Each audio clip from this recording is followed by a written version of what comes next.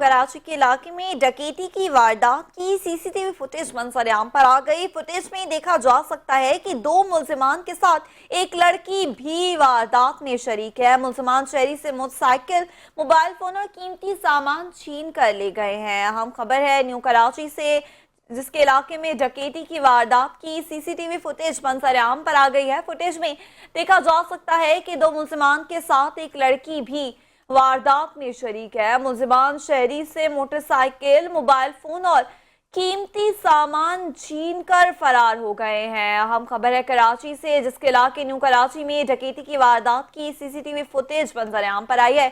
Footage में देखा जा सकता है कि दो मुल्जिमान के साथ एक लड़की भी वारदात में शरीक है। इस हवाले से मजीद तफसीलात जान लेंगे अपने नुमाइंदे अरसलान चांद नवाब से। जी अरसलान, बताइएगा। हेलो जी अरसलान, बताइएगा क्या तफसीलात है आपके पास।